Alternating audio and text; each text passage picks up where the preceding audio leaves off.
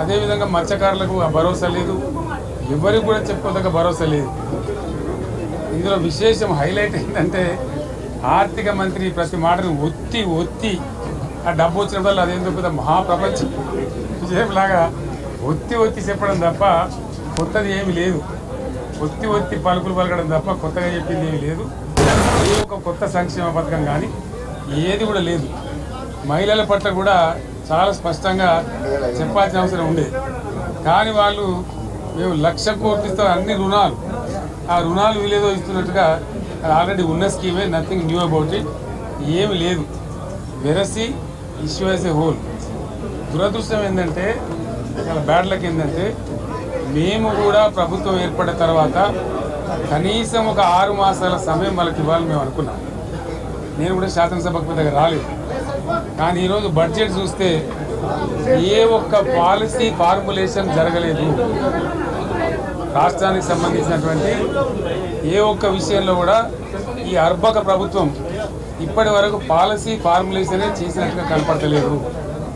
వ్యవసాయం ఉంది, మాకు స్పష్టమైన అవగాహన ఉండే ఈ రాష్ట్రంలో వ్యవసాయ స్థిరీకరణ జరగాలని మేము 2 పంటలకు కూడా ఇచ్చినాం రైతు బంధు. వీళ్ళు ఎగ్గొడతామని చెప్తా ఉన్నారు. మేమేదో రైతులకు ఇచ్చిన డబ్బును దాన్ని పాడు చేసినాము, చెడగొట్టినాము, దుర్వినియోగం చేసామన్న పద్ధతిలో దురదృష్టకరమైన వ్యాఖ్యలు చేస్తూ ఉన్నారు. అంటే ఇది పూర్తిగా రైతు శత్రు ప్రభుత్వం అనేది తెలుస్తూ ఉంది. ధాన్యం కొనుగోలు చేయలేదు, విద్యుత్ సరఫరా చేయడం లేదు, నీళ్లు సరఫరా చేయడం లేదు, చాలా ఇబ్బందులు పెడతా ఉన్నారు.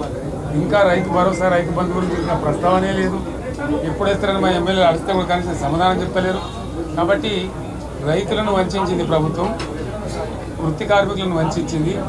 ఒక్క పాలసీ, ఇండస్ట్రియల్ పాలసీ ఏమిటి? ఏమి లేదు. బట్టి గ్యాస్ ట్రాష్ పంచరంగ ఈస్మాన్ కలర్ లాగా చెప్పడం తప్ప, స్టోరీ టెల్లింగ్ లాగా ఉన్నది తప్ప బడ్జెట్ చెప్పినట్టు లేదు.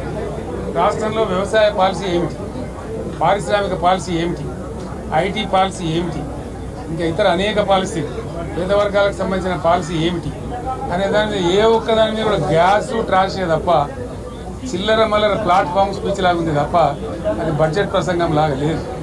రాజకీయ సభలలో చెప్పినట్టు ఉంది తప్ప ఏ ఒక్క పాలసీని కూడా నిర్దిష్టంగా ఈ పనిని మేము ఎట్లా సాధిస్తాం, మా గోల్స్ ఇవి, మా టార్గెట్స్ ఇవి అనే పద్ధతి కానీ పద్దు కానీ లేదు.